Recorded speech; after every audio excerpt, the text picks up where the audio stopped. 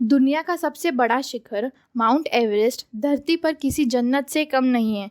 नेपाल की गोद में स्थित बर्फ की सफ़ेद चादर ओढ़े माउंट एवरेस्ट को देखने हर साल कई यात्री आते हैं, लेकिन इसकी ऊंचाई इतनी ज़्यादा है कि इसकी चोटी पर पहुंचना इतना आसान नहीं है। आगे बढ़ने से पहले वीडियो को लाइक और चैनल को सब्सक्राइब कर देना। माउंट एवरेस्ट की चोटी पर पहुंचने के लिए बहुत सी मुश्किलों और खतरनाक हालातों से गुजरना होता है। अपनी मंजिल पे पहुंचने के लिए कई बार मौत के दरवाजों से भी गुजरना होता है। इस मिशन में बहुत लोग असफल हो जाते हैं और बहुत लोग अपनी जान भी गंवा देते हैं। इसका कारण यहाँ 321 किलोमीटर प्रति घंटे की तेज रफ्तार से चलने वाली हवा होती है। ठंड इतनी ज्यादा बढ़ जाती है कि टेम्परेचर -62 डिग्री सेल्सियस तक पहुंच जाता है। ऐसे में एक आम इंसान का बच पाना बेहद मुश्किल होता है, लेकिन फिर भी कई साहस के शूरवीरों ने हिम्मत नहीं हारी और वो अपने मंजिल की तरफ पहुंचने के लिए लगातार कोशिश करते रहे। इन कई साहसी शूरवीरों में से एक थे नेपाल के शेरपा तेंजिंग नोर्गे।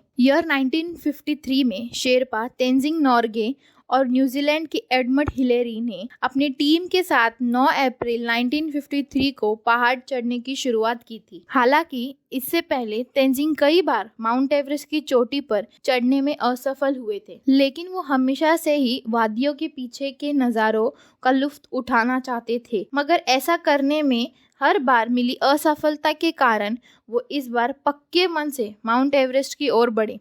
बर्फीले रास्ते, माइनस में टेम्परेचर, हेम नदी कभी भी टूट पड़ने वाली शिलाएं और बर्फीली खाइयों के बीच वो लोग एक के बाद एक कैंप बनाकर अपनी मंजिल की तरफ बढ़ते रहे।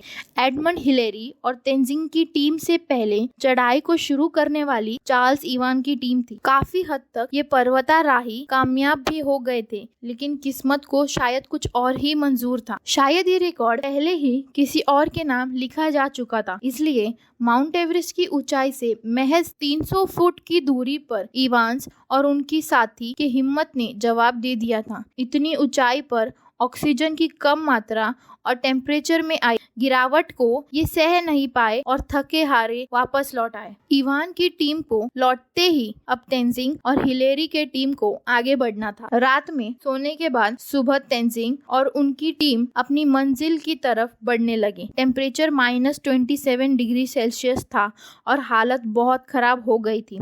फिर भी इन साहसिकों ने हिम्मत नहीं हारी और वो सारी कठिनाइयों का सामना करते करते आगे बढ़ते। उनका शरीर पूरी तरह से थक गया था, लेकिन फिर भी वे एक के बाद एक कदम आगे बढ़ाते गए और सुबह 9 बजे वो लोग दक्षिण शिखर तक पहुंचे। तेंजिंग की गति धीरे हो रही थी, उनका शरीर पूरी तरह से थक गया था, लेकिन फिर भी वे एक के बाद एक कदम आगे बढ़ाते गए और सुबह 9 बजे वो लोग दक्षिण शिखर तक पहुंचे। तेंजिंग की गति धीमी धीमी हो रही थी, उनके पांव धीरे धीरे भारी हो रहे थे। कुछ यही हाल हिलेरी का भी था। हिलेरी ने तेंजिंग की तरफ देखा और उनको कुछ समय के लिए रोका, उनके ऑक्सीजन की नली को साफ किया क्योंकि उनको सांस लेने में बहुत तकलीफ हो रही थी। वो लोग एक के बाद एक आने वाली कठिनाइयों का सामना कर रहे थे, एक के बाद एक कठिनाइयों को मात दे रहे थे और अपने कदम एवरेस्ट की चोटी तक बढ़ाते रहे। और आखिर में 29 मई 1953 के दिन